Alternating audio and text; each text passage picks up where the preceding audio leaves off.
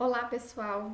Vamos conversar um pouquinho sobre o marco teórico, hipóteses, variáveis e indicadores. Então vamos lá.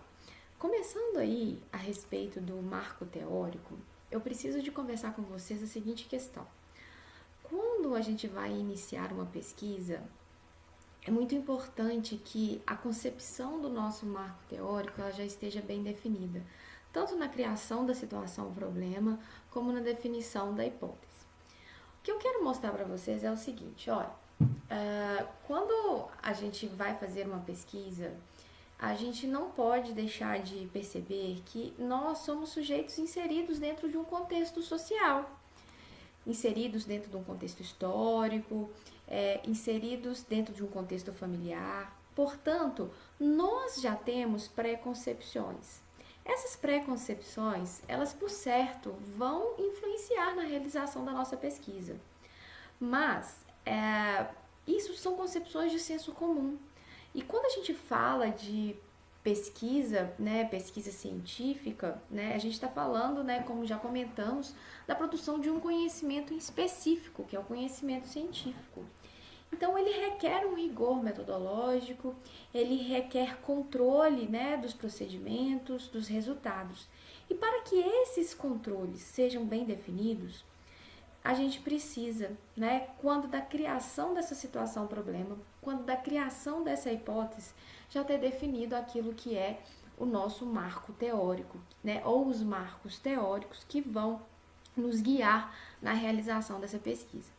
Então, nesse sentido, observem aqui, olha, o marco teórico, ele não é o autor, o marco teórico não é um princípio de lei, o marco teórico não é uma decisão jurisprudencial.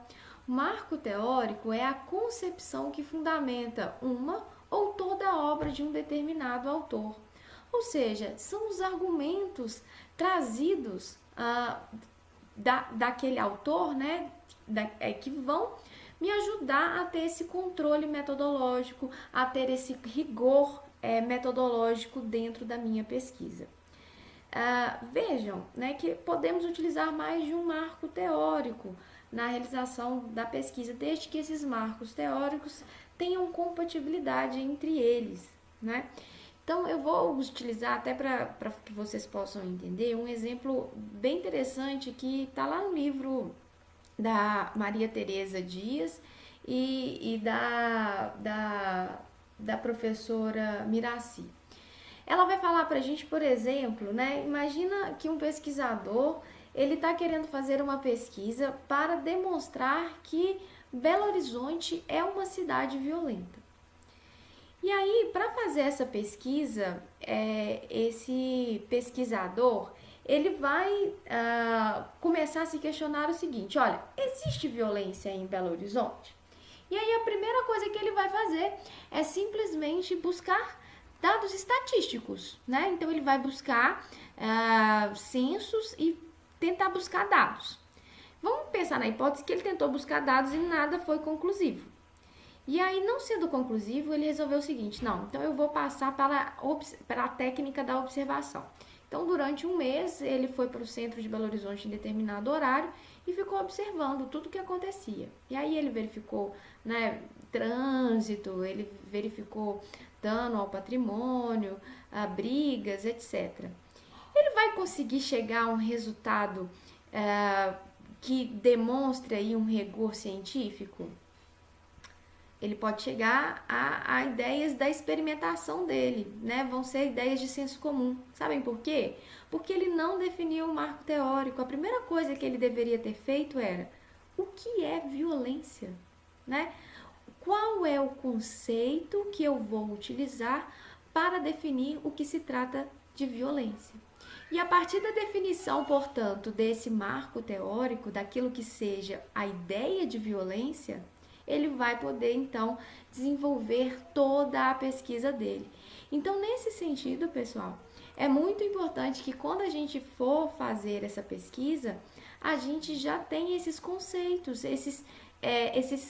esse marco teórico, né?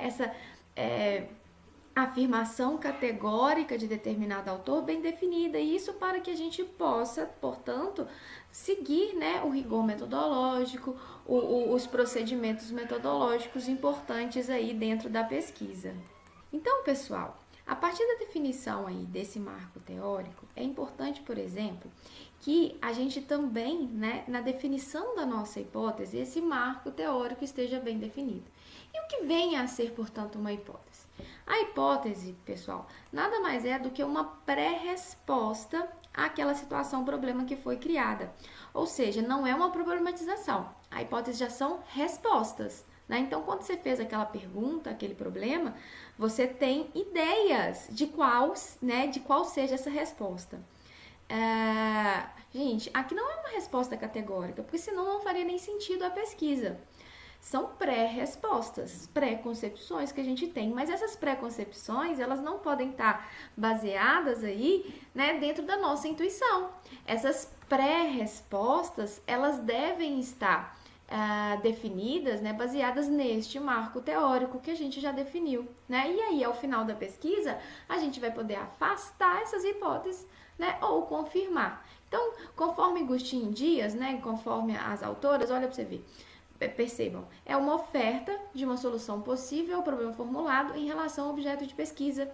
É uma expressão discursiva suscetível de ser declarada como verdadeira ou falsa. Então, ela deve ser escrita de maneira simples, né? E ela traz essa resposta ao problema formulado. Ou seja, pessoal, não é o momento de vocês ficarem tentando trazer toda aquela argumentação para justificar isso, vai ser feita na pesquisa, né? Basta um parágrafo tentando dar essa resposta, mas deixando evidenciado, né, inclusive nessa resposta, qual é o marco teórico que vocês estão utilizando para o desenvolvimento desta pesquisa. E aí, né, quando a gente fala dessa criação dessa hipótese, é muito importante que a gente tenha bem definido as variáveis e os indicadores, justamente para essa hipótese ela ter uma determinada validade. Então, observem aqui, o que vem a ser uma variável? Né? A variável são aqueles aspectos, propriedades, características individuais ou fatores mensuráveis ou potencialmente mensuráveis através dos diferentes valores que assumem discerníveis em um objeto de estudo para testar a relação anunciada em uma proposição. Ou seja, pessoal, você vai criar a hipótese, né? E essa hipótese ela vai ter variáveis, ou seja, é algo que você pretende testar. Geralmente, quando a gente faz, né, pesquisa social aplicada, as variáveis, elas são geralmente aquilo que a gente chama de variáveis independentes e variáveis dependentes. Ou seja, variável independente é aquela que afeta as outras variáveis. E as variáveis dependentes são aquelas que são influenciadas pelas variáveis independentes. Gente, vamos trocar em exemplo? Vou citar mais uma vez o exemplo que a Miraci, né, e a Tereza citam nos livros dela, no livro que elas escreveram. Então, imagina, por exemplo, que a gente está fazendo uma pesquisa e aí essa pesquisa a gente perguntou, né, como a classe social da mulher pode influenciar na frequência do divórcio. E aí, a gente tem duas variáveis aqui, né? A variável independente, que seria a classe social, e a variável dependente, que seria o divórcio. Por que eu posso dizer que nessa afirmação, né, ou seja, classe social da mulher influencia no divórcio? Por que eu posso dizer que a classe social é a variável independente e que o divórcio é a variável dependente? Isso porque, gente, imagina, por exemplo, que o que vai variar conforme a classe social é a frequência do divórcio. E não o divórcio é que vai variar conforme a classe social. Ou seja, a classe social ela é determinada pelo divórcio? Não. O que, né, dentro dessa afirmação que a gente está pesquisando é que o divórcio é que pode ser determinado pela classe social. Ou seja, a depender da classe social, pode haver mais ou menos divórcio. E não o contrário, né? O divórcio ele não vai influenciar de uma pessoa ficar, né, pertencer a determinada classe social ou não. Então, é nisso que a gente fala dessas variáveis. Ter essas variáveis identificadas, isso facilita na hora da pesquisa, até porque a gente vai ter que definir aquilo que a gente chama de indicadores. Ou seja, né, a gente vai atribuir limites a essas variáveis. Então, por exemplo, né, quando a gente falou lá da classe social, a gente tem que indicar, né, aquilo que a gente determina como quais foram os indicadores que nós utilizamos para definir aquela classe social. Então, a gente vai, por exemplo, indicar que para a nossa definição de classe social, nós vamos utilizar renda, local de moradia, grau de escolaridade. E lá na outra variável, por exemplo, na questão do divórcio, a gente vai utilizar como indicadores para definir essa taxa de divórcio, por exemplo, né, dados estatísticos, dados dos cartórios, né, por exemplo.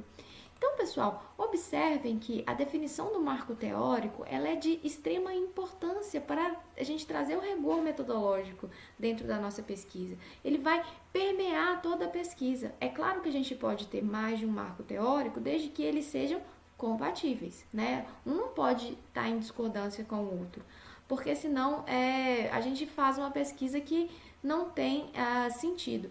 Então, por exemplo, imagina que eu tenho uma pesquisa, né? E que eu estou baseada, por exemplo, no positivismo jurídico, né? Então, essa pesquisa, se ela tem por marco teórico aí a ideia da normatividade em Kelsey, ela é uma pesquisa, por exemplo, que ela vai estar adstrita às normas, né? A regulação daquele ordenamento. Ela jamais vai se pretender a buscar, por exemplo, os aspectos socioeconômicos, sociais daquela norma, porque senão eu estaria, por exemplo, violando meu marco teórico. Talvez se eu estivesse utilizando, por exemplo, nessa pesquisa como marco teórico as ideias, por exemplo, de Boaventura de Souza Santos, talvez eu poderia, portanto, estar fazendo essa correlação entre norma e esses aspectos sociais. Então, gente, é muito importante a definição do marco teórico justamente para trazer esse rigor metodológico para a pesquisa. Então, um abraço e estou disponível para as dúvidas.